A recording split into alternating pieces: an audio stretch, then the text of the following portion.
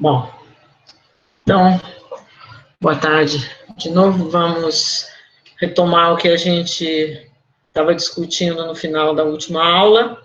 Então, nós temos o nosso processo de Poisson homogêneo, chamamos de S1, S2, S3, etc., os momentos das ocorrências, né? Então, a gente sabe que esses tempos são somas de variáveis exponenciais independentes, todos com a mesma distribuição, né? Espera um tempo exponencial e pula, espera outro tempo exponencial e pula, e assim sucessivamente.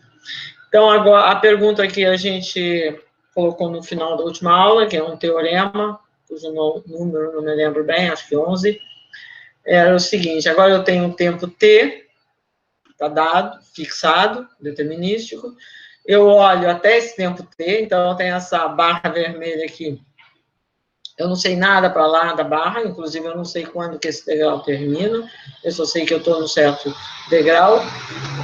Vamos supor que esse degrau seja n, aqui no meu desenho o n é 4, né?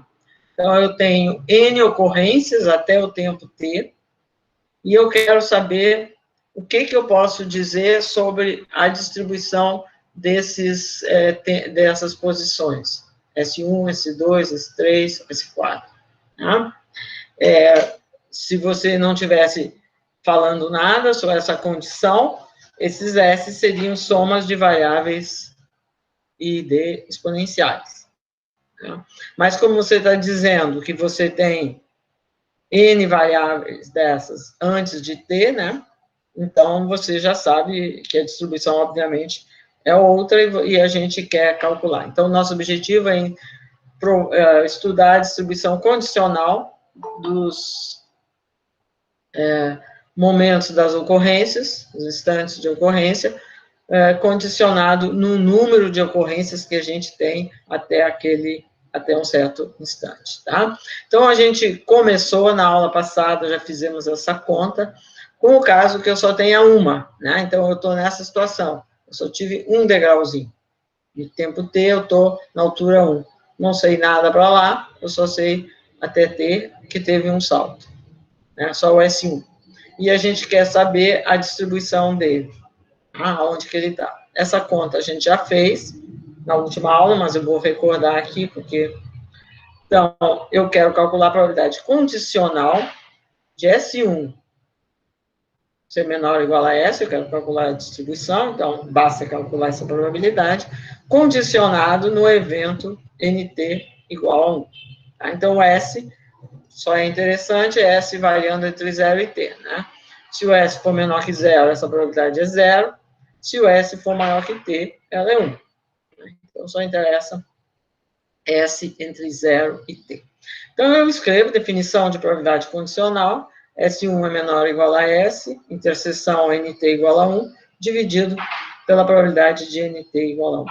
Bom, quando eu digo que S1 é menor ou igual a S, eu estou dizendo que NS é 1, né? De fato, eu deveria dizer maior ou igual a 1. Mas como NT é 1, então o NT é maior ou igual a NS, eu já escrevi assim, igual a 1, né? Certo?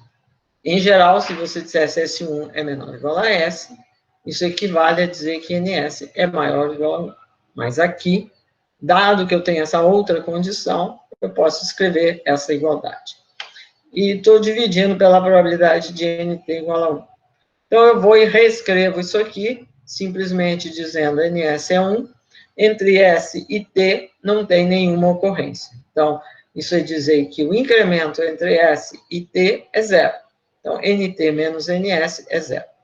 Então, mas como essas duas variáveis são independentes, fica o produto, e como os incrementos são estacionários, quer dizer, o processo é homogêneo, isso aqui eu tenho um intervalo de tempo de tamanho T menos S, porque ele vai de S até T. Então, essa probabilidade desse aqui é a mesma que do NT menos S igual a 0, né? De 0 até T menos S. Então, fica isso aqui, simplesmente, né? Produto dessas duas probabilidades dividido pela probabilidade de NT igual a 1. Aí a gente vai substituir cada uma delas, porque o processo é Poisson. Então, igual a 1 é isso aqui, igual a 0 nesse tempo é essa exponencial, igual a 1 aqui no tempo t é isso aqui. Então, as exponenciais vão embora, né? Porque tem n menos lambda s, n mais lambda s, vai embora, n menos lambda t no numerador, e no denominador também desaparece, o lambda também desaparece. Isso é uma coisa importante, não depende do lambda.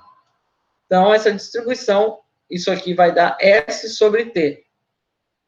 Ou seja, ele nos diz que a distribuição condicional é simplesmente a uniforme entre 0 e t, né? Você conhece a distribuição uniforme, 0 e t, a probabilidade de ser menor ou igual a S vai ser 0 aqui, vai ser 1 para S maior que t, e vai ser S sobre t no meio, né? Entre 0 e t. Então, a gente está dizendo que, dado que eu tenho uma, ela é uniforme, tem a distribuição uniforme. Isso é um fato importante, né? E tem a ver com a simplicidade do nosso, desse modelo. Bom, é óbvio que o fato de eu estar olhando o intervalo de 0 a t não é importante, né? Qualquer intervalo que você pegue, né? Você poderia estar olhando o intervalo em qualquer lugar. Se você sabe que naquele intervalo você tem uma ocorrência, então ela está com distribuição uniforme naquele intervalo, tá? Isso aqui que eu estou querendo dizer, né? Se você for olhar qualquer intervalo de tempo, que de, sei lá, S a S mais T, é muito S, né? Enfim, agora deixa.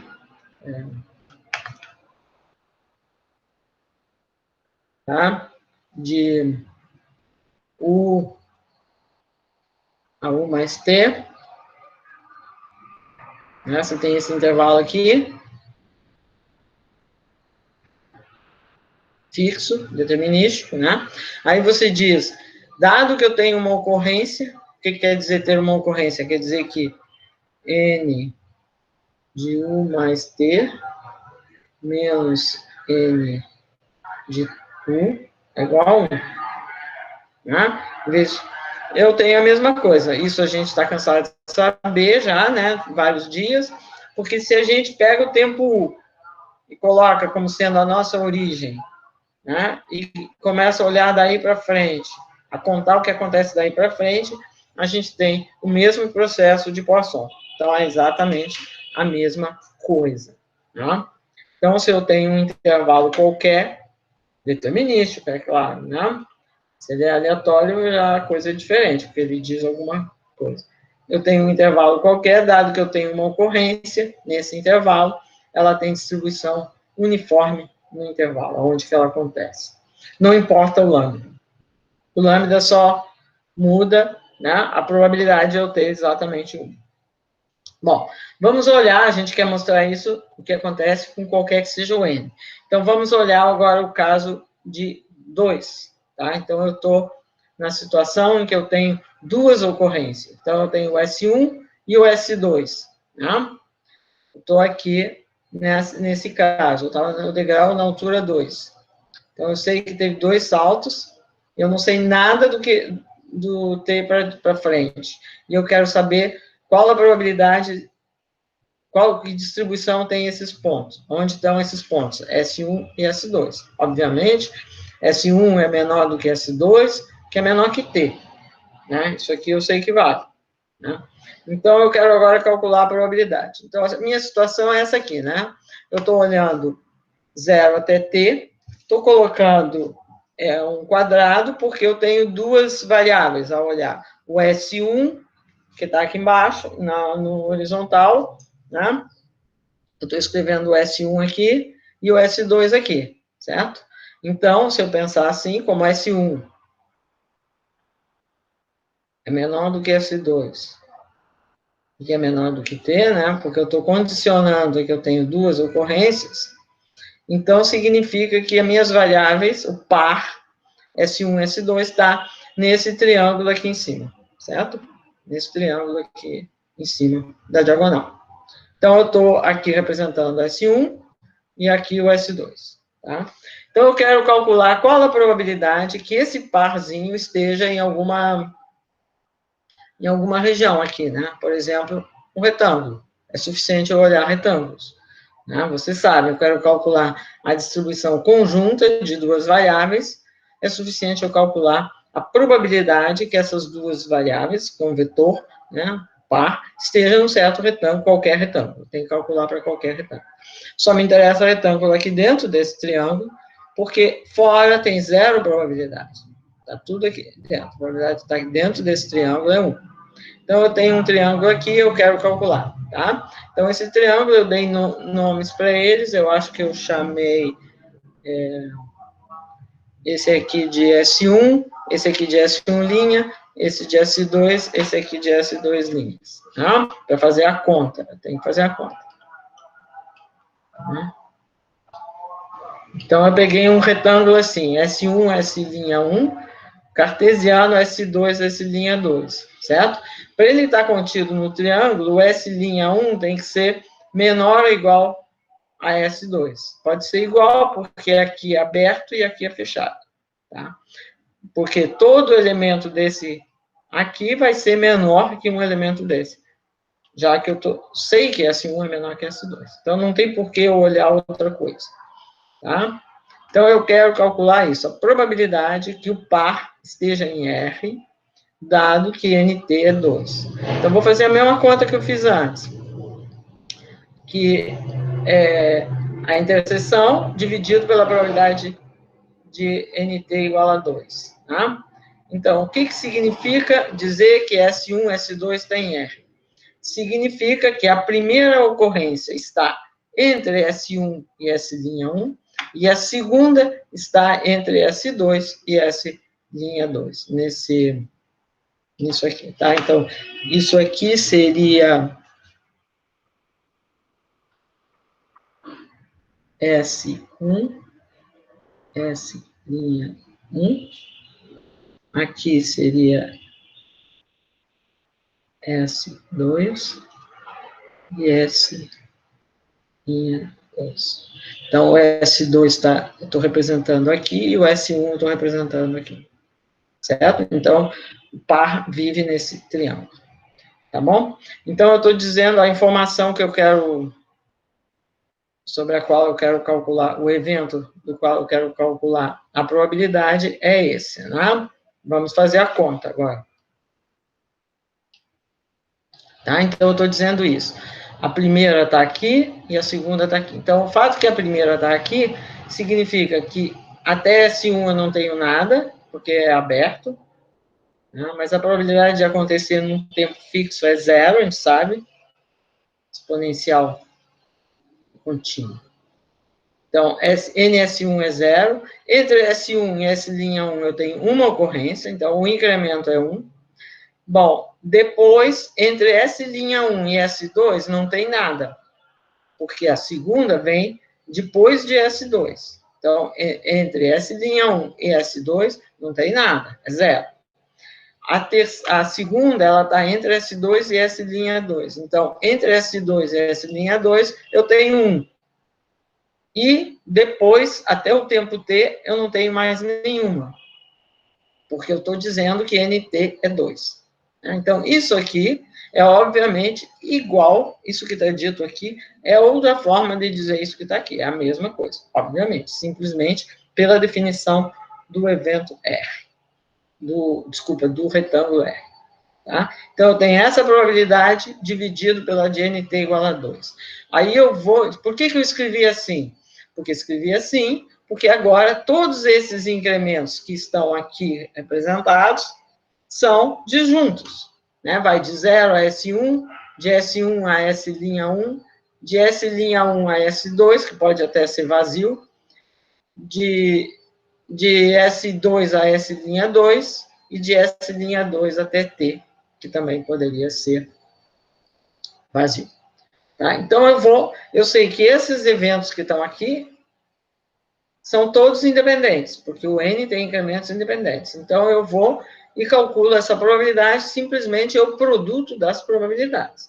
NS1 igual a 0, S'1 menos NS1 igual a 1, NS2 menos S'1 igual a 0, o outro aqui igual a 1 e o outro igual a 0. Simplesmente está dizendo, né, aonde que as coisas estão acontecendo. Então, eu estou separando, né, onde que estão acontecendo. Aí eu sei calcular essas probabilidades pela definição do processo, né? Então, isso aqui de 0 é exponencial, de 1 é lambda vezes o comprimento, vezes a exponencial na menos lambda, de 0 é exponencial, 1 é de novo isso aqui, e 0 é de novo isso aqui. E embaixo, denominador é a probabilidade de ter duas ocorrências, que pela Poisson é isso que está aqui. Tá? Então, ficou essa a conta. E essa coisa, tudo simplifica, né? Porque você está vendo aqui, você tem E na menos lambda S1, mas aqui você tem E mais lambda S1. Então, ele vai embora. Aqui você tem E na menos lambda S'1, e aqui você vai ter E na mais lambda S'1. Aqui você tem E na menos lambda S2, e aqui você vai ter E na mais lambda S2. E na, né? Todos eles vão cancelar. S'2 menos, e aqui você vai ter mais. Finalmente, sobrou só o E na menos lambda T, que você tem aqui embaixo, então ele também vai sumir. Então, todas as exponenciais somem do jogo. Tá?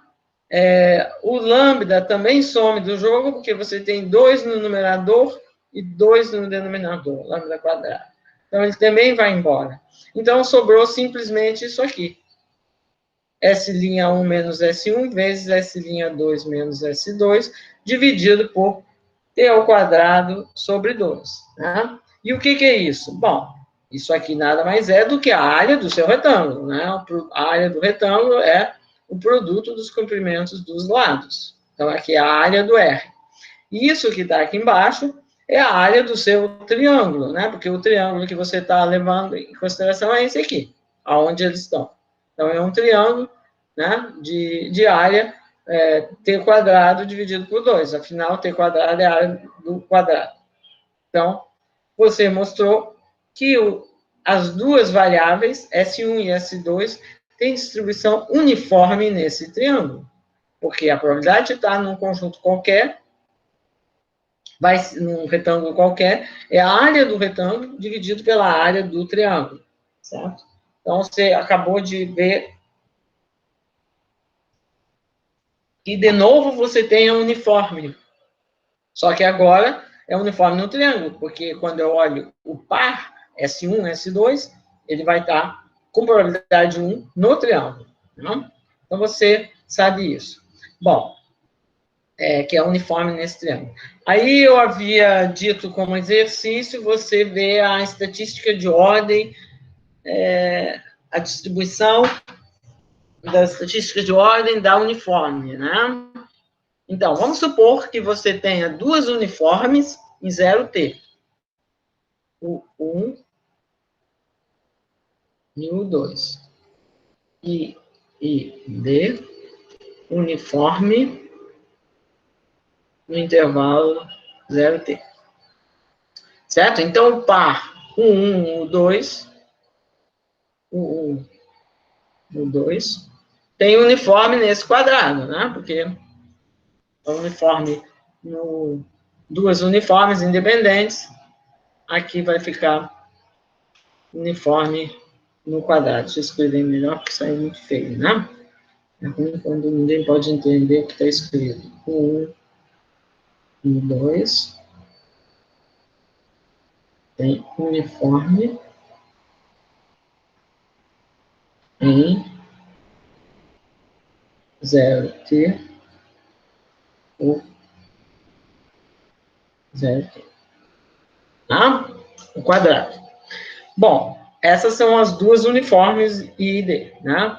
Bom, quando você olha a estatística de ordem, o que você está fazendo? Você está simplesmente colocando no primeiro lugar a menor, o mínimo, de 1 ou 2. O pessoal gosta muito em estatística de escrever assim, o 1.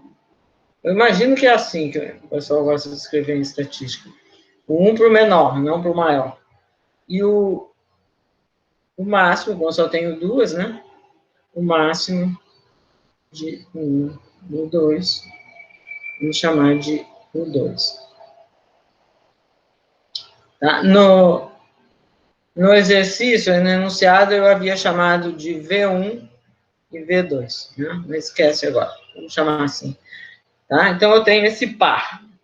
Esse par, o mínimo e máximo, obviamente, eles estão no triângulo, né? Porque a gente sabe que a probabilidade de serem iguais é zero, né? Que eu estou usando aqui, que você sabe, a probabilidade de U1 igual ao U2 é zero. Ah, é zero porque a área da diagonal é zero, tá? Você pode botar um monte de quadradinhos cobrindo a diagonal com área tão pequena quanto você queira, tá? A área da diagonal é zero. Então, a probabilidade de serem iguais é zero. Então, o que acontece? Quando eu olhar o par 1, 2, ou o 1, o 2 está aqui, ou o 2, o 1 está aqui, né? Mas o 1, o 2 e o 2, o 1 têm a mesma distribuição. De modo que estar aqui ou estar aqui tem a mesma distribuição e, portanto, né, como só tem duas possibilidades, fica a metade. Né? Então, né, porque se eu olhar um retângulo aqui, eu poderia refletir esse retângulo aqui, né? Você imagina aqui refletindo aqui na diagonal, ele ia ficar assim ao comprido, né? E a probabilidade de estar aqui ou nesse refletido é a mesma, né? Do par, o 1 ou 2. Então, a estatística de ordem é aquele que é simplesmente a permutação, você está fazendo uma permutação das coordenadas, no caso só tem duas, né? Mas qualquer permutação tem a mesma distribuição. Estou fazendo uma, né? Então, fica exatamente a probabilidade de estar, do mínimo estar aqui, né? Fica exatamente duas vezes a probabilidade do par estar aqui, mais a área do triângulo, né? É a metade, então fica exatamente isso que a gente tem aqui, né? Então, nós vimos que a distribuição do S1 e S2 condicionado a ter duas ocorrências no intervalo 0t é a mesma que quando eu observo duas uniformes independentes no intervalo e tomo as estatísticas de ordem, o menor primeiro e depois o maior, né? Porque o S1, por definição, é o menor. Então, vai ficar uniforme no triângulo, que é exatamente a mesma que a gente encontrou, tá? Então, você pode interpretar assim, né, que se você tiver duas ocorrências, é como se elas estivessem de modo uniforme, independentes. Só que você está chamando de S1 a menor, né, por definição, S1 é a menor e S2 é a maior. Então, isso que a gente provou e a conta que a gente fez aqui mostra isso, né? É óbvio, você aqui, tendo feito essa conta, que você vê que a mesma coisa vai acontecer para todo N, né? Se você tiver, agora, vamos voltar ao caso inicial, que agora eu não estou dizendo que é 2, né? Mas é aqui, N, eu não sei quem é N, né? Então, eu tenho aqui, está no desenho 4, mas pode ser qualquer coisa, e eu quero agora olhar essas N variáveis, né? Mas a conta é a mesma, não é nem um pouquinho mais difícil.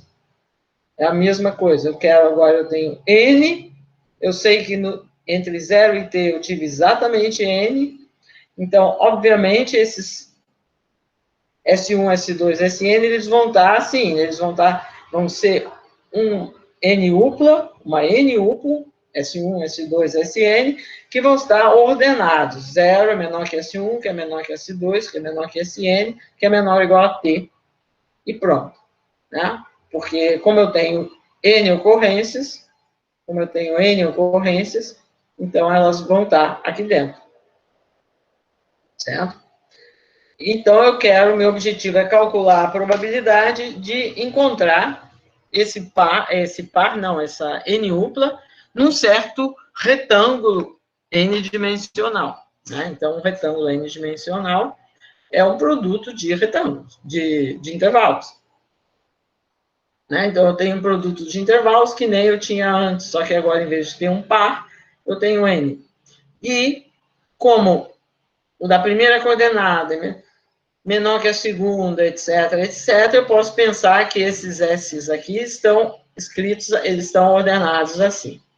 O S1 é menor que o S'1, que é menor que o S2, menor que o S'2, etc., etc., até aqui.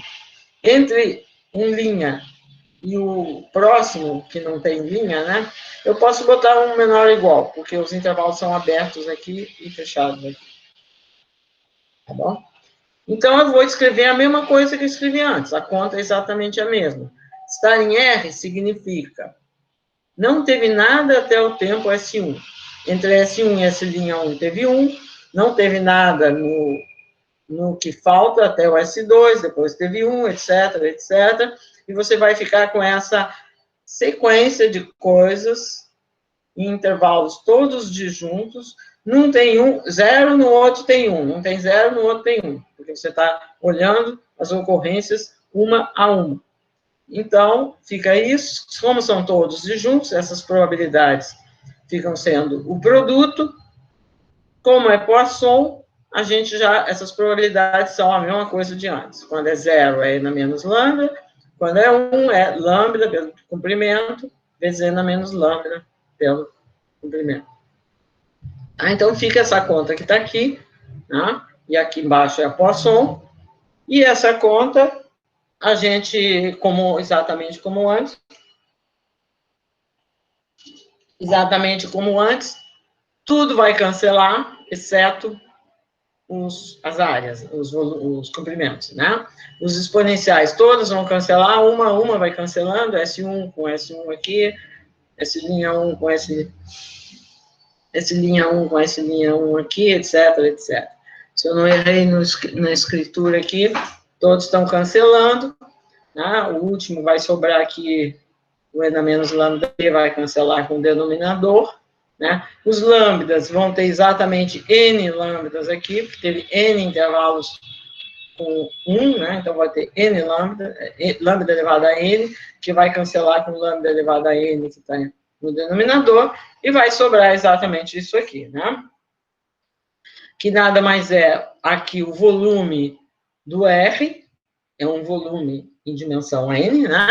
É o produto dos comprimentos dos intervalos, e esse aqui, que é simplesmente o volume desse conjunto ΔN, que sei lá, eu chamo de pirâmide, triângulo, né?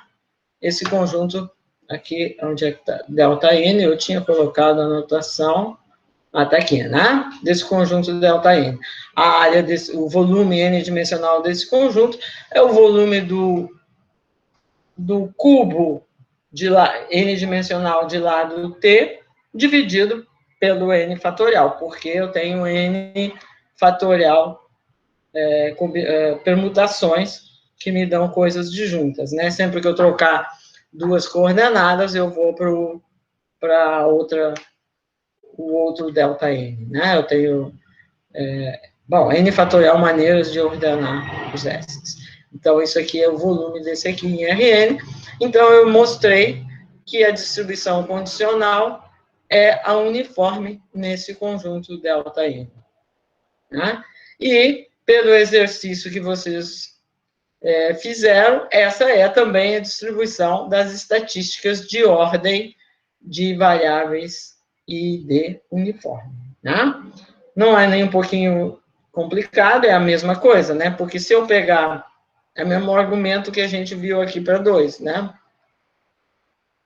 Mesmo argumento que para 2. Né? Porque se eu escrever o N, quando eu faço, a probabilidade de eu ter duas iguais é 0. Né? Então, elas vão estar todas, com probabilidade de 1, elas vão estar todas, vão ser todas diferentes. Então, eu tenho n fatorial permutações, que vão me levar, né, N fatorial permutações dos índices. Então, quando eu olhar qualquer permutação, dá a mesma distribuição.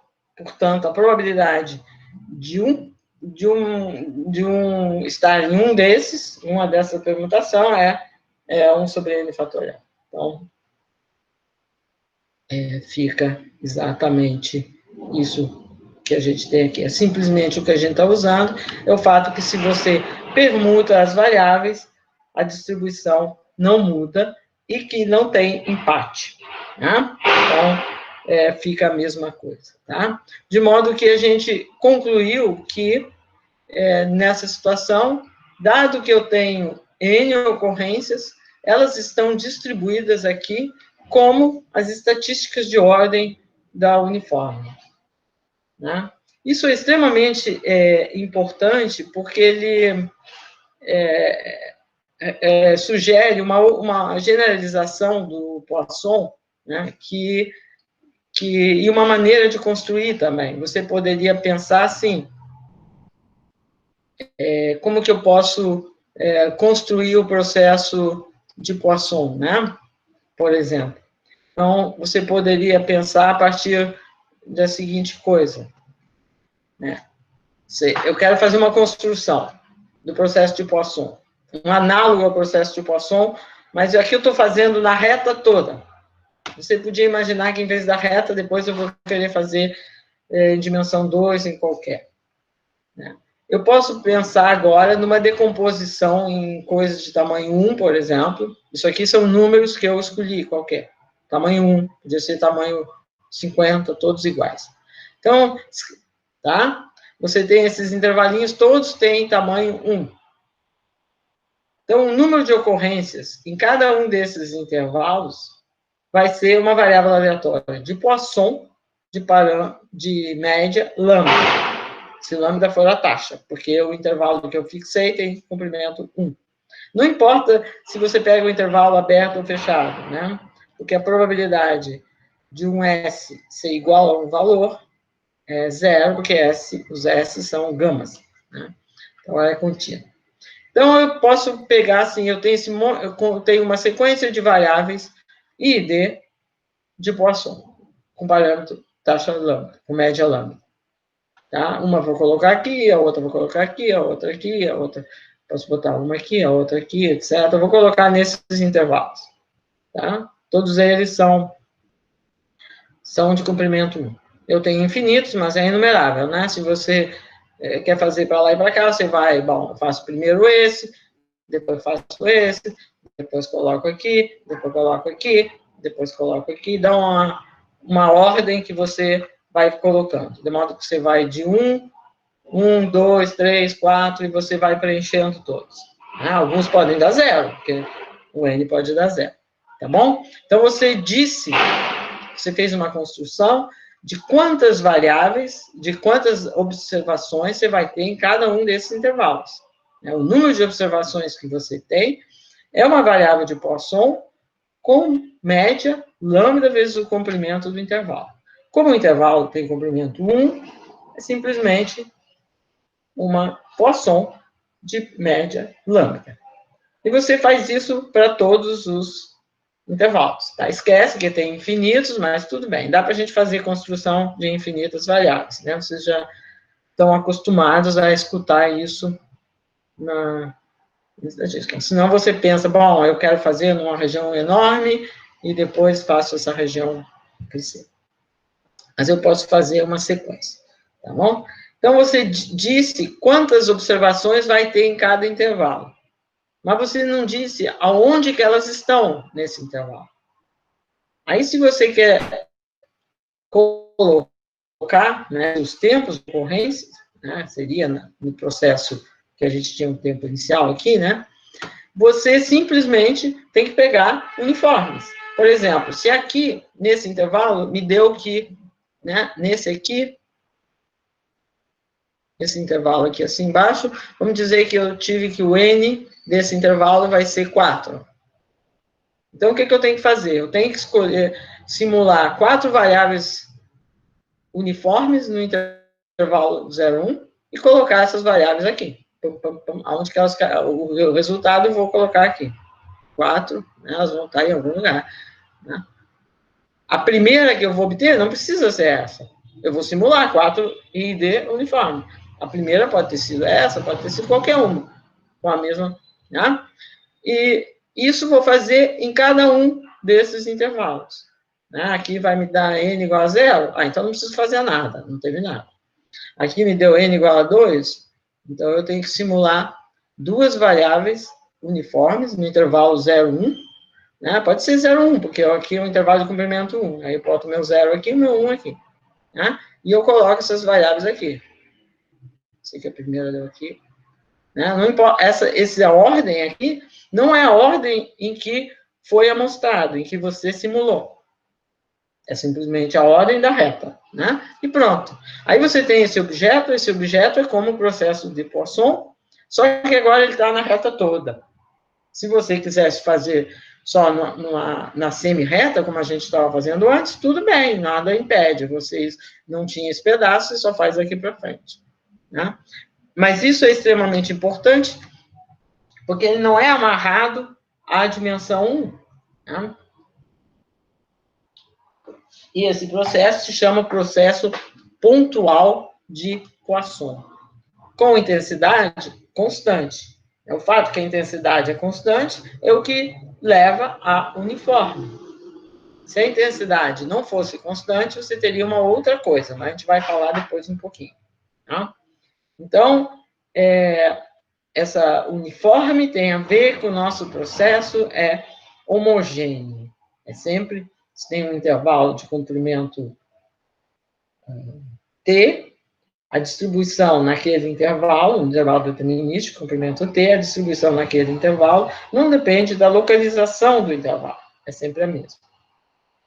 Tá? Então, isso aqui, o fato que se eu fizer assim, eu vou ter um processo de Poisson, decorre do que o que a gente acabou de provar, que era isso que nós tínhamos chamado de teorema, não me lembro o número, eu acho que 11, né? 11. Aqui, quando eu estava fazendo essas notas, eu escrevi 11. Acho que era 11. Tá? O último teorema na última aula. Né? Então, é um fato importante, porque é esse fato que abre para você poder pensar de uma forma muito mais geral. O processo de Poisson e suas generalizações é um ingrediente fundamental na construção de muitos objetos aleatórios, muitos modelos estocásticos. Ele está por trás de muita coisa. Ele é básico, claro, ele tem muitas limitações, porque você está assumindo uma homogeneidade, mas a ideia funciona em geral. Você pode, essa mesma ideia, usar para o caso não homogêneo, para muitas extensões. A gente vai comentar um pouco, tá bom? Então, tá claro, gente? Isso aqui é um fato, isso que a gente fez a conta é simples, né? Fizemos a conta na mão, mas ele é um fato importante e tem que ficar bem claro. Tá? Se tiver alguma dúvida que vocês queiram que eu repita alguma coisa ou que responda melhor alguma coisa, podem escrever aqui no chat que eu vou responder.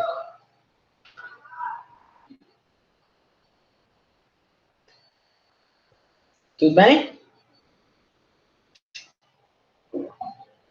Tudo. Tá, então tá, peraí, que eu molhei meu óculos aqui.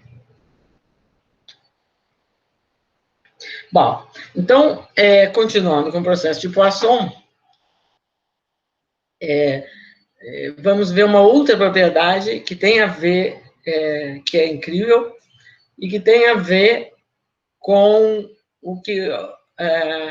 com algo que a gente já comentou, né? Uma coisa que a gente viu na última aula, acho que foi na última aula, né? Se a gente pega dois processos de Poisson independentes e sobrepõe os dois, tá? Então, eu estou representando na minha linha temporal o resultado de ocorrências de dois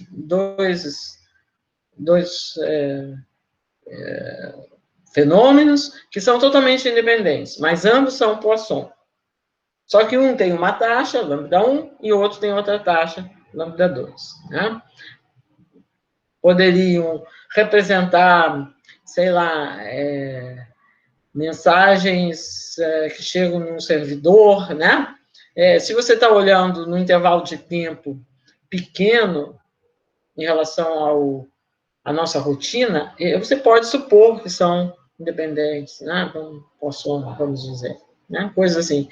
Se você está olhando, sei lá, de pessoas que chegam numa agência do banco, né? Então, é óbvio que ao longo do dia, ao longo do expediente mesmo, sei lá, não é exatamente, não tem como ser homogêneo. Mas se você olhar um intervalo, uma janela adequada do tempo, você pode supor que seja. Tem muitos exemplos, né? Por exemplo,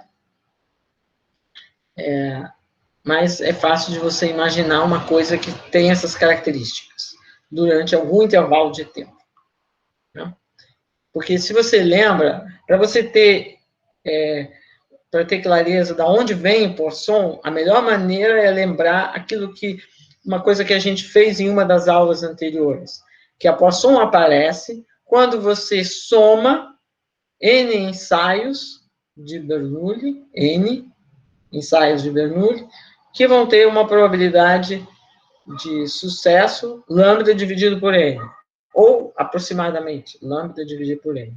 E você tem N deles. Então, quando N vezes esse PN converge a um lambda. O número médio de ocorrências, né, o número médio de sucessos, converge a lambda. Então, vai aparecer a Poisson. Então, ela é natural, né, uma distribuição extremamente importante nesse aspecto.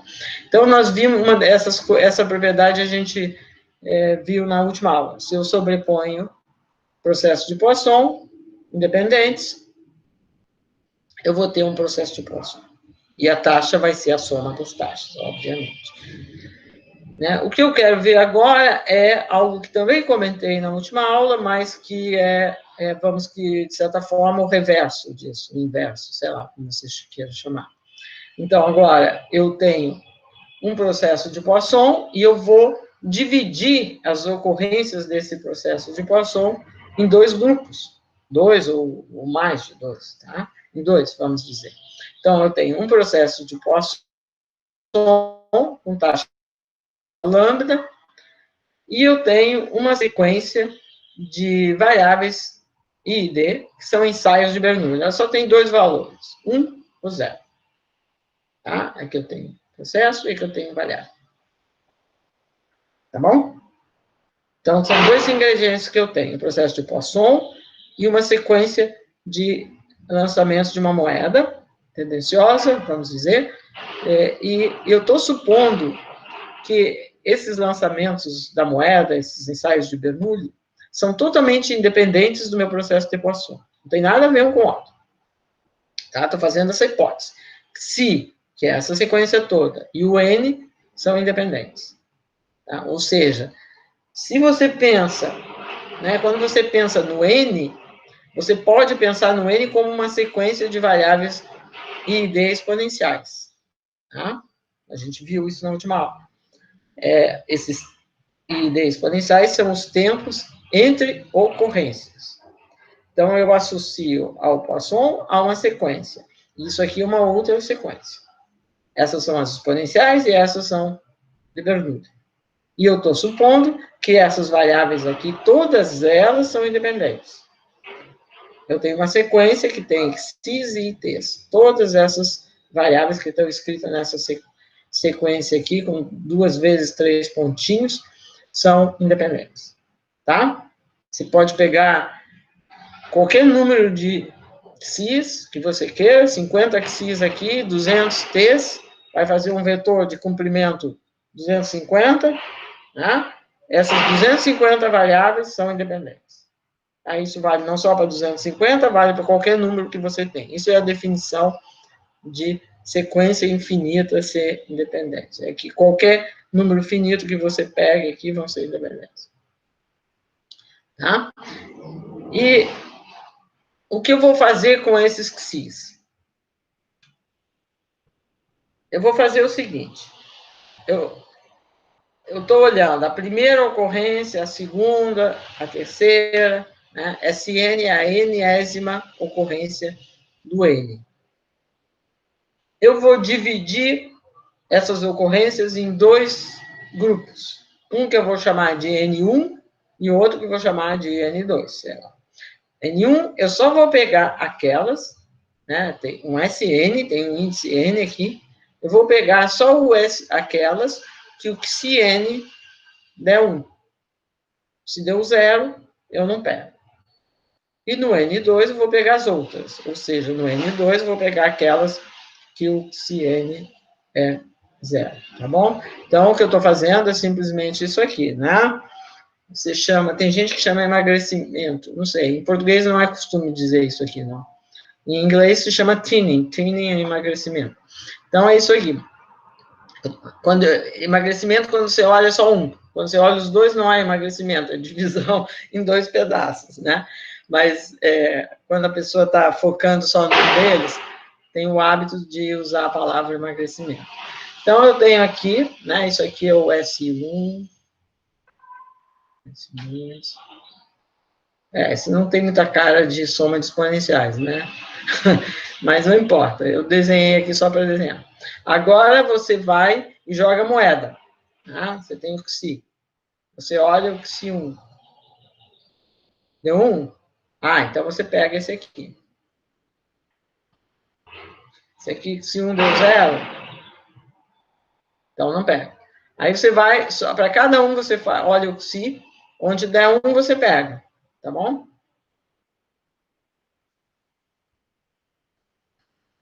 Então, esses que estão marcados aí com essa cruz corresponderiam aos N's, tal que o XN deu 1.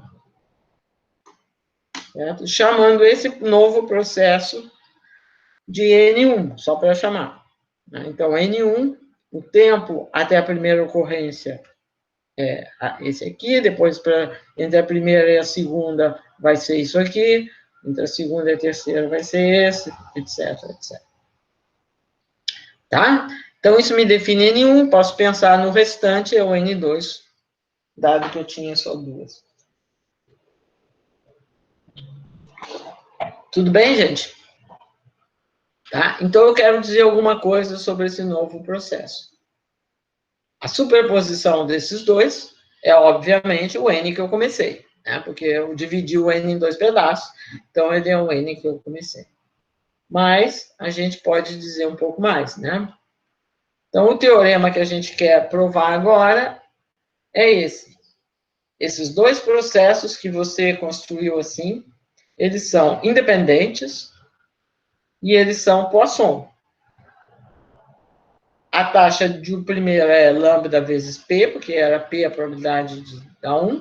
A taxa do outro é lambda vezes 1 menos P, porque 1 menos P é a probabilidade de dar 0. Tá? Tá bom? Então, esse é um teorema extremamente importante, né? E ele pode parecer mais surpreendente, né? Porque diz, bom, que eu tinha um negócio, eu peguei uns, e isso que eu peguei é independente do que sobrou, né?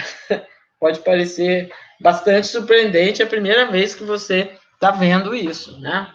Porque ele não é tão intuitivo assim de cara.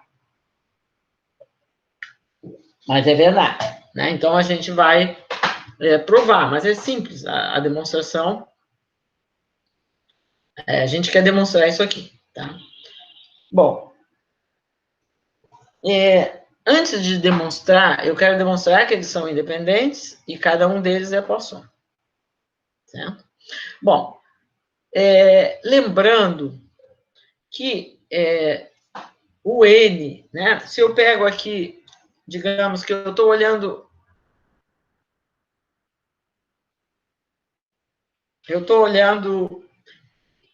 incrementos T1, T2 aqui são tempos determinísticos, nada a ver com os tempos de ocorrência.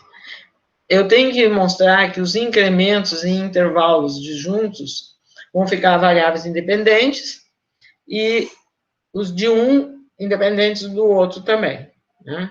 Então, Mas é óbvio que quando eu olhar os pares, é isso aqui, eu estou pegando incrementos, tempos crescentes, estou pegando pares de incrementos, tá? Então, o que eu estou pegando aqui? Número de ocorrências entre TJ-1 e TJ, para um e para outro, certo? É imediato, é muito simples de você ver que quando eu olho isso ao longo do variar J, esses pares são coisas independentes. Por quê? Aquilo que acontece em um intervalo desse tem a ver com aquilo que acontece para o N em um intervalo desse e aquelas x's que tem a ver com os índices desse que estão aqui dentro. Né? Não sei quais vão ser. Só tem a ver com aquilo. Mas o N é um processo com incrementos independentes. Então, aquilo que tem a ver com N em outros intervalos não tem nada a ver com aquilo das ocorrências do N no intervalo. E as x's? Bom, as x's são todas elas independentes. Nenhuma das x's sabe qualquer coisa sobre outras x's. São todas independentes. Então, é imediato, juntando essas duas coisas, que se eu olhar os pares, você vê, aqui eu tenho um vetor, né? N1, o número de ocorrências do N1, a letra está meio esquisita, talvez, mas, enfim, do N1, nesse intervalo entre TJ menos 1 e TJ, e do N2. A soma dessas duas coordenadas, é um par, a soma das coordenadas, me dá o incremento do N que eu comecei. Eu comecei com o N aqui, tá?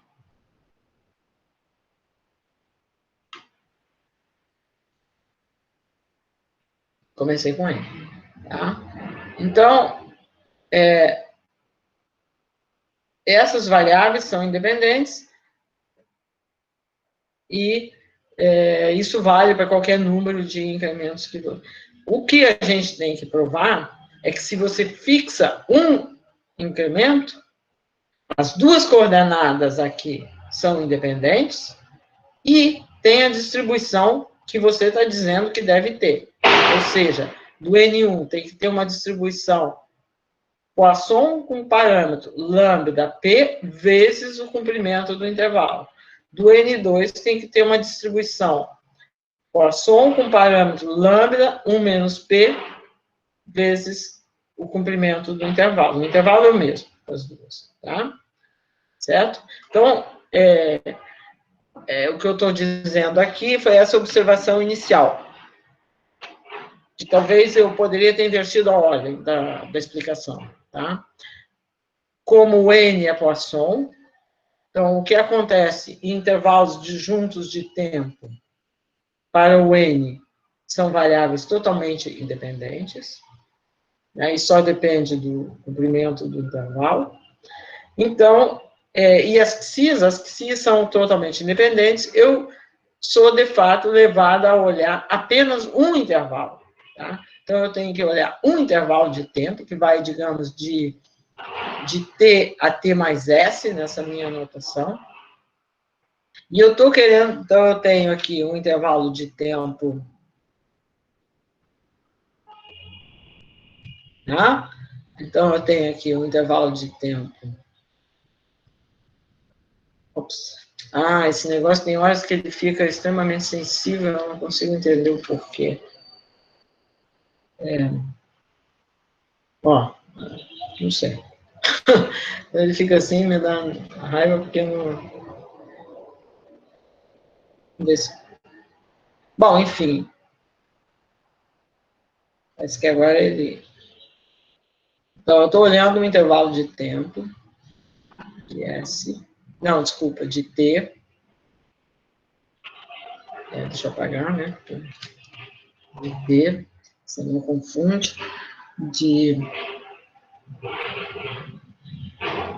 T até S mais T. Então, eu estou olhando esse intervalo temporal e estou querendo dizer que o número de ocorrências que eu tenho do N1 e do N2 aqui nesse intervalo, são variáveis independentes. Uma delas é uma Poisson com parâmetro, com taxa média, que é melhor dizer com parâmetro da variável de Poisson, é a média, né? É o parâmetro da variável de Poisson. Lambda PS, e o da outra é lambda 1 menos P vezes S. S porque S é o comprimento do intervalo. Então, eu só tenho que provar isso, que essas duas variáveis, que vou chamar aqui de x1 e x2, né, eu fixei um intervalo, então eu tenho, aqui eu tinha eu tinha um certo número de ocorrências, né, do meu N. Aqui, sei lá quantos que eu tinha. E eu também tinha minhas moedas. Cada ocorrência tem sua moedinha, né, que pode dar cara ou coroa, certo? E agora eu vou decidir se eu vou jogar para o x1 ou para o x2 de acordo com a moeda. Só isso. Tá bom? É bem simples, né? Então, eu quero saber, calcular a probabilidade de eu ter um certo número no grupo 1 e outro número no grupo 2. Quero mostrar que são variáveis independentes e tem a distribuição certa. Bom, aí você pensa assim, eu tenho que escrever tudo em termos dos ingredientes que foram colocados na definição. Eu ter M no grupo 1 e N no grupo 2 significa que nesse intervalo eu tive M mais N ocorrências, porque eu estou dividindo as ocorrências em dois grupos. Então, eu tive M mais N ocorrências, e a outra coisa que eu estou dizendo é que nos M mais N ensaios de Bernoulli que eu fiz, porque cada ocorrência eu jogo a moeda. Nesses M mais N ensaios de Bernoulli, eu tive M1s e N zeros. Então, eu fui com M foram para cá e N foram para o outro grupo. Então, o evento que eu tenho é bem simples.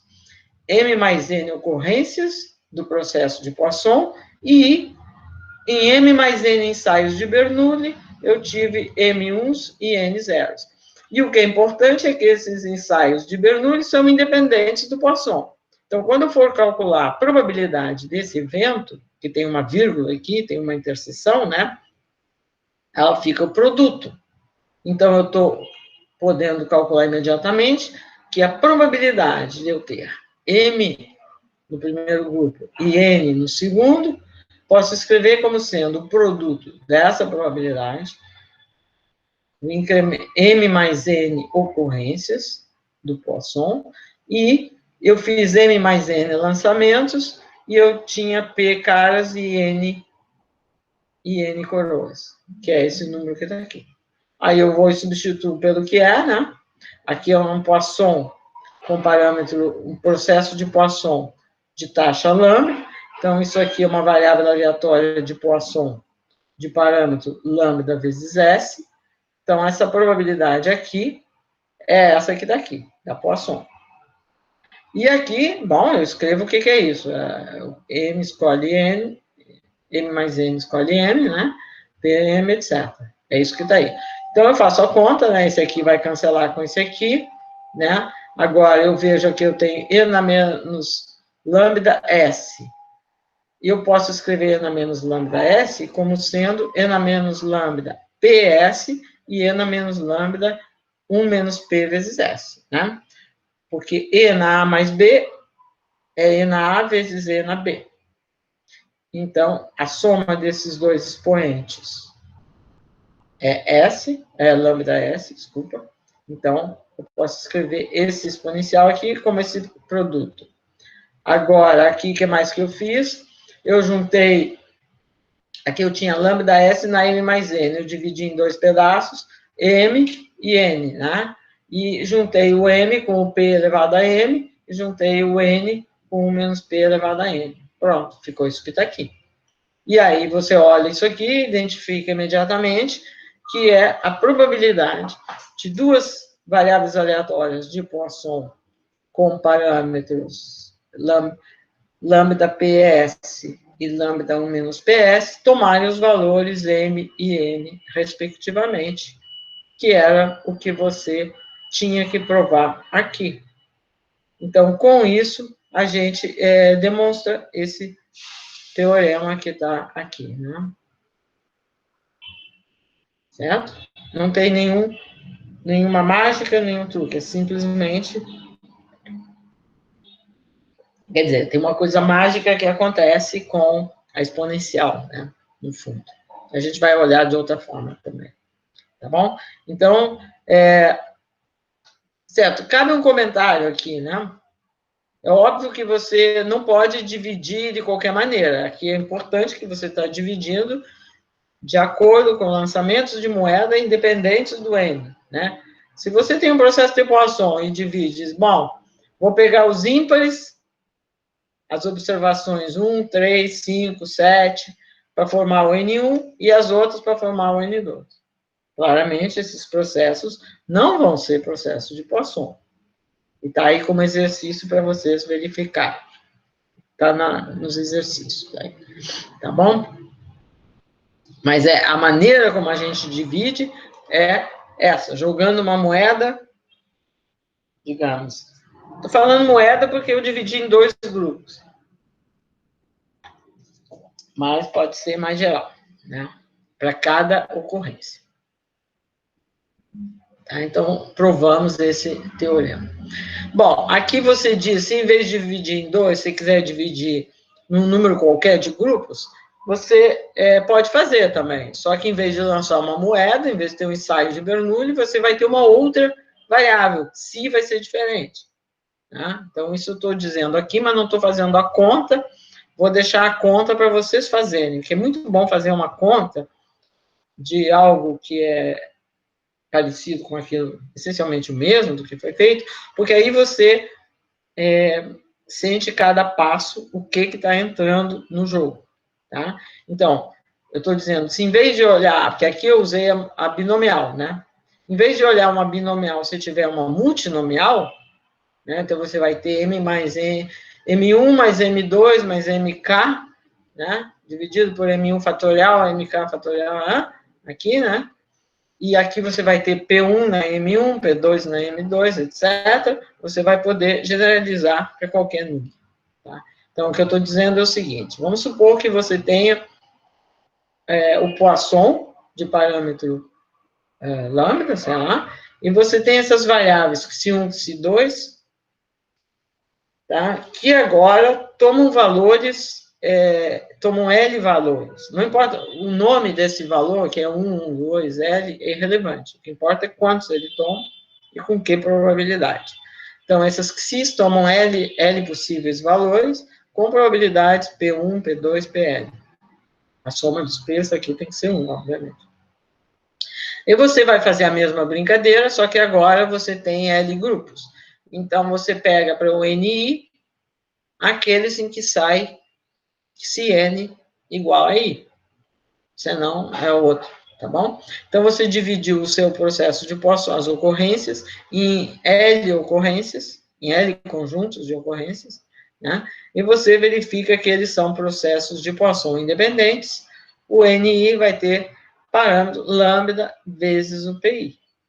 Tá? É a mesma conta que a gente fez aqui, mas eu deixo para vocês, eu sugiro que vocês façam, só para entender bem, tá bom?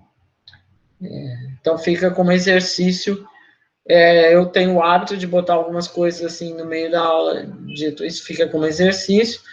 E aí, na lista daqueles exercícios sugeridos, eu não vou lembrar exatamente o que eu deixei, eu simplesmente digo tudo aquilo que foi deixado na aula, né?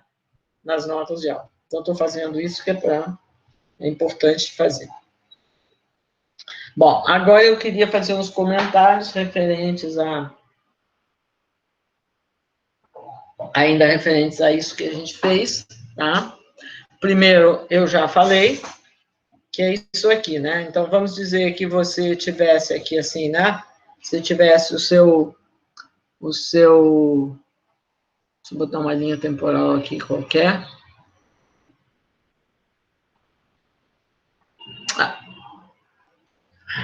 Esse negócio começa a ficar...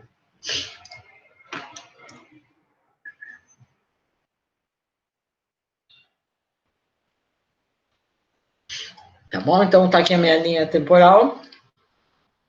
E eu tenho meu processo de Poisson, que vão ter ocorrências aqui, uma, outra, certo? Aqui, ao longo do tempo.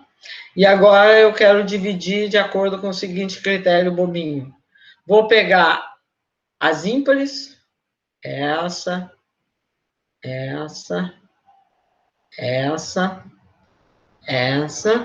para formar o N1.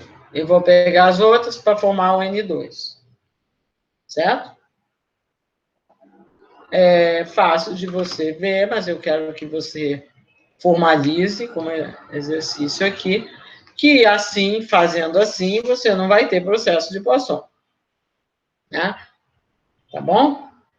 Então, exercício, vê que isso não vai ser processo de Poisson. Tá bom? É importante que a gente dividiu de acordo com um critério aleatório.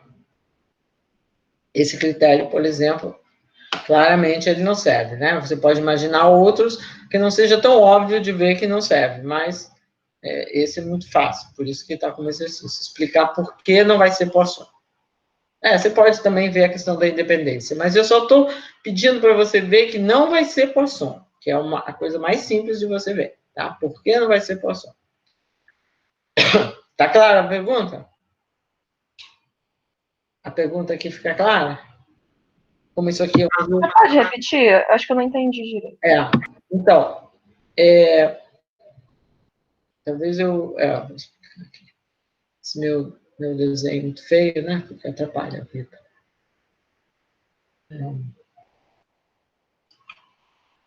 Vamos fazer de novo, vamos explicar de novo. Então,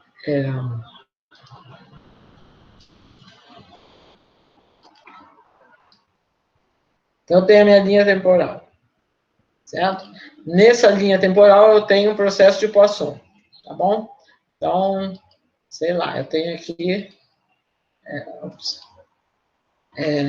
eu tenho aqui pontinhos que correspondem aos instantes de ocorrência.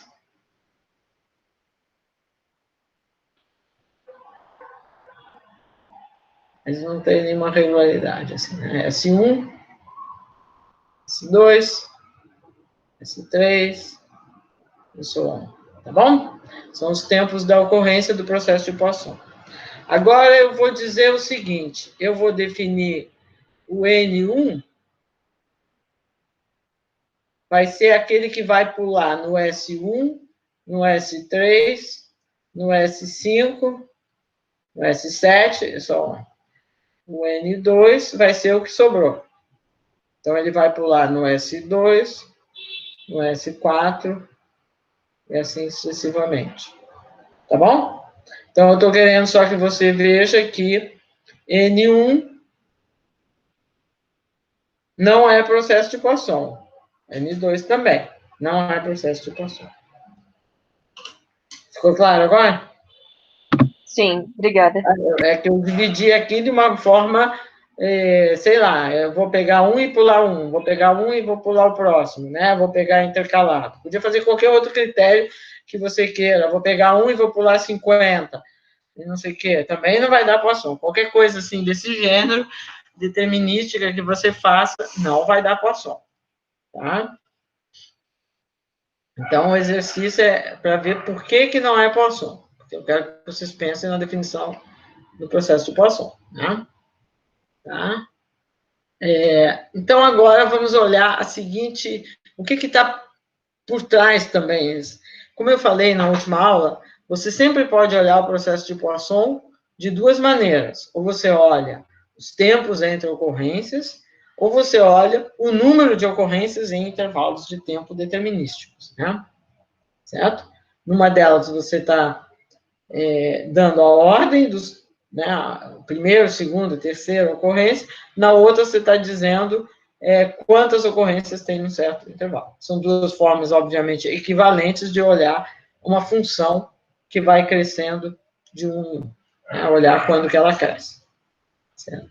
Então, o que está por trás desse exercício aqui, né, é o seguinte: vamos dizer aqui, qual é a primeira vez, qual é o tempo da primeira ocorrência do meu N1? O que era o meu N1? Eu tinha minhas observações e eu ia jogando a moeda. Eu só pegava para o N1 quando desse uma cara, desse 1 no Bernoulli. Né? Então, a primeira vez, o tempo que eu vou ter que esperar até eu pegar a primeira observação do N1 vai ser vai ser a soma dos tempos até eu ter uma cara, não é isso? Então, você vê, quantos lançamentos eu tenho que fazer até ter uma cara? Não está aqui. Quantos lançamentos eu tenho que fazer até ter uma cara? É uma geométrica, né? Certo? Se eu tenho lançamentos independentes de uma moeda, o número de lançamentos até ter lançamentos independentes de uma moeda, que tem probabilidade P de dar cara, o número de lançamentos até ter a primeira cara tem a distribuição geométrica, né? E geométrica é isso aqui, né? A probabilidade de tal igual a J, primeira vez. Então, eu tive J menos 1 coroas, e depois saiu a cara. Né? J igual a 1, 2, etc. Isso é a geométrica, né? Todo mundo conhece, né? Desde o curso de introdução à probabilidade, sei lá. Né? Então, eu tive J menos 1 fracassos e depois um sucesso. Então, o tempo da primeira ocorrência do meu processo N1 é a soma de exponenciais. Quantas eu vou somar? K. O que eu vou somar? Cada exponencial aqui é o tempo entre uma ocorrência e a seguinte no Poisson, né? No Poisson original. Esse aqui é o tempo da primeira ocorrência do N, depois vem da segunda ocorrência do N. Pode ser que eu tive que desprezar todas essas, né? Pode ser, não. Tive que desprezar todas essas. Só a késima é que serviu. Então, o tempo da primeira ocorrência é isso aqui. Como a gente provou que ele é um processo de Poisson, a gente sabe que essa distribuição, a distribuição disso aqui tem que ser uma exponencial. Quando eu estou assumindo que os taus são I e D exponenciais, o K é uma geométrica e o K é independente dos taus. Tem que ser independente. Não sabe? Porque se souber alguma coisa, já tem uma memória, né? Então, a geométrica não tem memória e a exponencial também não tem memória. Então, quando você faz essa soma, vai te dar uma exponencial. Então, o exercício, né, fazer essa conta diretamente, que vai dar uma exponencial e qual é a taxa. A gente já sabe, pelo que nós fizemos. Mas eu não quero que você... Bom, tudo bem, é bom se você diz, não, eu já sei, porque como é o processo de Poisson, ótimo, eu acho maravilha que você faça isso. É o melhor dos mundos. Mas também é bom que você verifique diretamente, né? Porque você tem que verificar isso. Como é que você vai verificar? Você tem que fazer a seguinte conta. Probabilidade de tal 1 mais tal K maior do que T, né? Esse K aqui é o K maiúsculo aqui. Como é que você calcula isso? Você tem que decompor de acordo com o valor de K, né? K igual a J. J, desculpa aqui.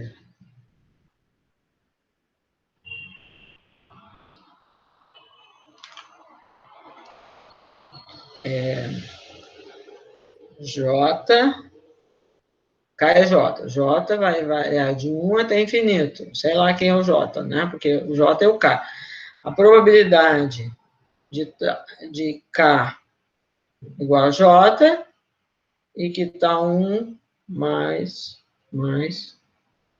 tal K maior do que T, não é isso? Estou decompondo de acordo com o valor de K. E agora você usa o fato que o K e os tal são independentes, etc., faz a conta, e vai concluir aquilo que a gente falou. Por enquanto eu não fiz, senão eu já tinha feito o exercício, fica sem graça. Né? Você quer calcular, então vai decompor de acordo com o valor de K e vai fazer a conta. É uma possibilidade. A outra é usar o que a gente já fez. Mas essa eu recomendo que façam, olhem as duas maneiras. É um exercício, só para você pensar. Tá claro? Sim. Tá, obrigada. Sim, professor. Então tá, obrigada. Tá, então esse é um... Bom, agora eu queria comentar um pouquinho, deixa eu ver como é que a gente está de tempo, tá bom? Eu queria comentar um pouquinho sobre as extensões que são extremamente importantes e que elas... a ideia é bem simples a partir daquilo que a gente viu para o processo de Poisson, né? Uma delas é essa ideia de, eu falei antes, de como você pode construir aquilo que se chama o processo pontual de Poisson em R. Né? O processo pontual de Poisson em R era mais ou menos a mesma coisa que o processo de Poisson, só que não é que no zero eu estou no zero, eu estou numa distribuição de pontos na reta.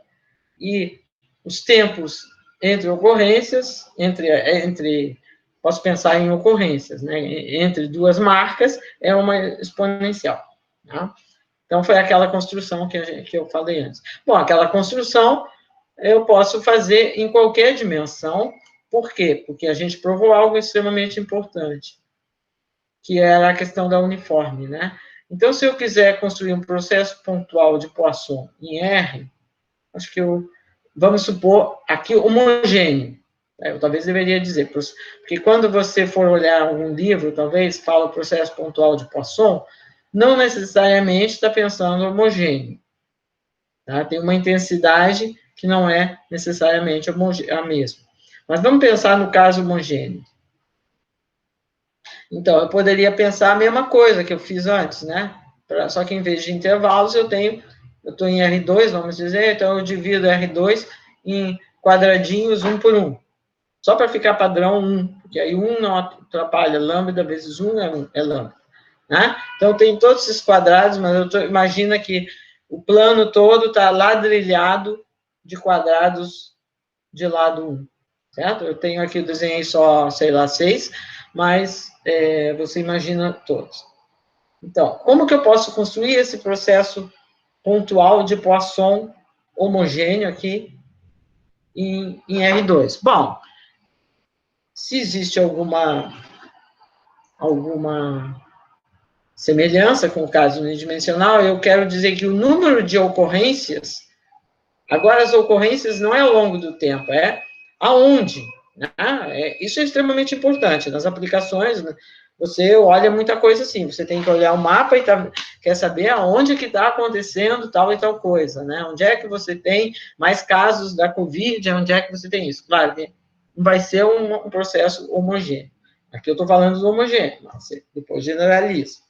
Tá? Então, como ele é homogêneo, né, eu quero acreditar que o número de ocorrências em cada um desses quadrados vai ser uma variável aleatória de Poisson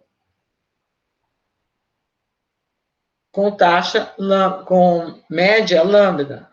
Por quê? Porque eu estou pensando que o quadrado tem área 1, então é com os meus intervalos de comprimento 1. Então, eu pego em cada um desses blocos, desses quadrados, uma variável de Poisson, todas independentes, isso é fundamental. Então, você vai ter aqui uma N1 aqui, né? N2, N3, você seleciona, aqui vai dar um número qualquer, alguns pode dar 0. Né? Tá. Esse vai ser o número de pontos que vai ter nesse seu quadrado. Você faz isso para todos os quadrados. É claro, você, na hora de fazer uma simulação, é uma coisa finita, mas, matematicamente, é importante pensar que pode ser infinito.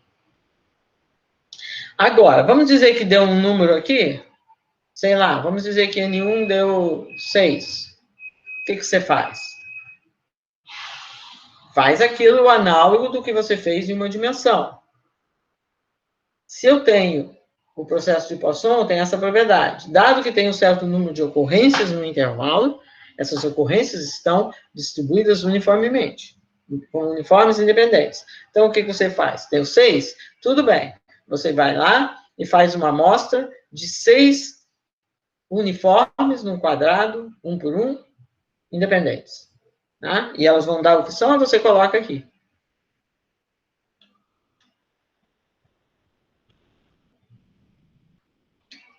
Certo? 6. Tá? Coloca aí. Aí você vai para o outro e faz a mesma coisa. Como tudo é um quadrado um por um, né? Tudo é a mesma coisa. Tem um uniforme de 0, 1 e coloca aqui dentro, né? Pensando que aqui é o 0 e aqui é 1. Então você faz isso, isso aí é o que se chama o processo pontual de Poisson homogêneo. Por que é homogêneo? Porque isso aqui é sempre a uniforme que vai dar. Né? Você poderia imediatamente pensar numa extensão em que, em vez de ser uniforme, é uma outra medida aqui. Né? Aqui poderia ser um processo que vai ter uma intensidade maior numa região do que noutra. Não tem problema nenhum, né? E a gente vai falar dele agora no caso unidimensional. Mas da mesma forma que no caso unidimensional, você pode pensar na extensão também, em que existe essa medida de intensidade, que no caso aqui é uniforme. A uniforme tem o papel de essa intensidade, ela, de modo mais geral, é uma medida no espaço. A distribuição não é uma medida finita, é uma medida, porque a uniforme no R não é finita, é uniforme. Tá? Quando eu condiciono numa região, vai ficar a medida restrita. Então, vai ser sempre uniforme. Tá? Isso é extremamente importante porque você pode fazer em qualquer lugar, em espaços mais variáveis, e é uma ideia chamada processo pontual de Poisson, extremamente importante, com certeza, se você vai mexer em qualquer modelagem aplicada em algumas coisas, ela vai aparecer. Tá? Então, nós não estamos falando de coisas que são assim, a gente está fazendo o básico, então a gente está estudando a teoria básica, mas são coisas que são instrumentos, modelagens mais importantes que você usa em quase qualquer, em muitas áreas, em qualquer área. Tá? Você vai usar processo pontual de Poisson em, sei lá, modelagem para epidemias, para física, para estatística, bom, estatística já engloba várias coisas que você está fazendo aplicação. Né? Então, é uma coisa importante. Tá? Então, isso aqui é simplesmente a extensão do caso homogêneo. Só que, em vez de pensar ocorrências ao longo do tempo, a boa maneira de pensar é marcas no espaço. Sei lá, você pode pensar distribuição de galáxias, né, no universo. Aí já não vai pensar que é homogêneo, né, mas tudo bem. Muitas coisas que... Tá bom? Então, esse aqui foi essa primeira extensão. A outra extensão, que eu estava comentando aqui, mas vamos pensar primeiro no caso unidimensional, né? Que é o análogo do que a gente fez. Então, é o processo, vamos pensar como o caso do processo de Poisson, só que a lambda, que é a taxa com que as coisas acontecem, com que você tem novas chamadas, ou novas mensagens que chegam, etc., que a gente estava pegando constante, vamos pensar que ela não é constante ao longo do tempo. É natural. Então, lambda, em vez de ser lambda um número, vai ser uma função. Lambda de S é a intensidade, é a taxa no tempo S. E ela pode mudar à medida que o S está mudando. Então, vamos pensar que eu tenho uma função, lambda, que depende do S, tá? Não é necessário, mas vamos, só para simplificar, em alguns exemplos que vão aparecer, eu vou querer que lambda seja limitada, tá? Por algum motivo. E vamos querer, isso sim, que a integral de 0 a infinito do lambda seja infinito. Né? Porque se não for infinito, pode ser que nada aconteça. Então, não tem muita graça. Tá bom? Então, vamos fazer a mesma coisa. O N vai ser um processo com incrementos independentes, ou seja, o número de ocorrências em um intervalo não afeta o número de ocorrências no outro intervalo. Mas a distribuição do número de ocorrências no intervalo, aqui é um intervalo de t até t mais s, vai ser Poisson, em vez da média ser lambda vezes s, agora vai ser a integral dessa função lambda no intervalo t a t mais s. É o natural, porque lambda é a taxa com que chega no tempo determinado. Tá? Então, se você fizer assim, você tem aquilo que chama o processo de Poisson não homogêneo. Tá? E se você fizer assim, você vê que o tempo da primeira ocorrência, por exemplo, a primeira ocorrência, não teve até o tempo t, significa nt igual a zero. Sendo nt uma variável de Poisson com esse parâmetro, aqui, né? Se eu pegar t igual a zero e s é igual a t, essa notação. Vai ficar isso aqui. Né? Isso aqui não vai ser exponencial, só vai ser exponencial se o lambda for constante. Então, a gente está vendo uma coisa interessante, né? Se eu pensar no NT como processo, ele não vai ter a propriedade de Markov, né? Porque eu estou querendo que, dado que NT é igual a zero, o tempo que falta continua sendo o mesmo. Aqui não, porque não é exponencial. Tá? O que é natural de entender. Tá? Mas deixa para você refletir mais. Então, como exercício, você pode ver que se você olhar o tempo entre a primeira ocorrência, entre a primeira e a segunda, que era aquilo que a gente chamava de T2, né? Esses dois tempos também não vão ser independentes. Estou falando de modo geral, é óbvio, se o lambda for constante, é o caso anterior. Tá? Então, aqui é uma conta de você fazer. Eu acho que essa conta está feita provavelmente no ROS, provavelmente, que o ROS discute bastante, mas é bom você fazer, porque eu só quero escrever isso aqui. O que eu tenho que fazer? Escrever isso, T1 maior que T, T2 maior que S, em termos do N. Traduzir uma coisa em termos da outra, né? Do conceitual, né? Se eu digo que a primeira ocorrência é maior do que T, quer dizer que eu tive 0 ocorrências entre 0 e T. E aí eu estou dizendo que o tempo entre a primeira e a segunda é tal coisa, também vou dizer. Só que na hora de fazer, é bom você pensar na densidade, que aí vai facilitar. Você sabendo quem é T1 e dizer alguma coisa sobre T2. Bom, deixa para você pensar, indicando também que lá no ROS, capítulo 5, você tem uma discussão mais aprofundada desse processo. Tá? Então, é óbvio que, da mesma maneira que eu estou falando aqui no tempo, você poderia pensar no plano aqui, né? Só que vai ter uma função lambda, depende de duas variáveis agora.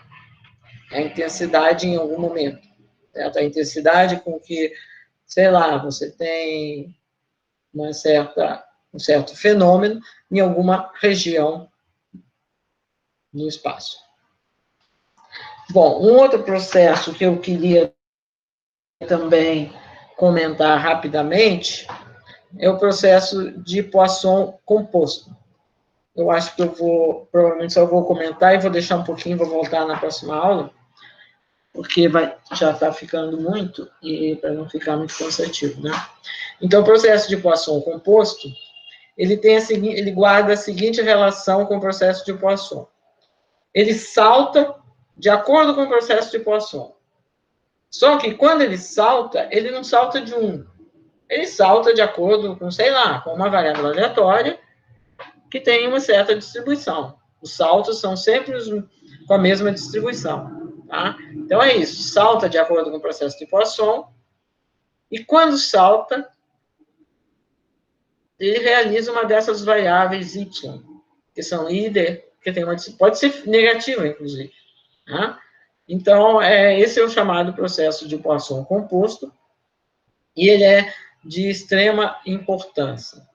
Tá? Eu acho que é melhor eu parar aqui, porque eu acho que já fica muito denso. Eu tinha a intenção de discutir um pouco mais, mas não era muito. Mas eu queria discutir isso aqui com um pouquinho mais de calma, e eu acho que é muita coisa muita informação num dia, então eu prefiro deixar na próxima aula eu volto a esse ponto aqui do processo de Poisson composto.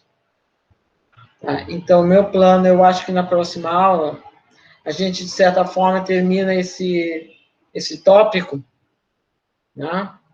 E termina esse tópico, e aí, na semana que vem, começamos com as cadeias a tempo contínuo, que, obviamente, isso aqui que a gente está fazendo é importante, né? Inclusive, o processo de Poisson composto é um exemplo que vai aparecer, tá?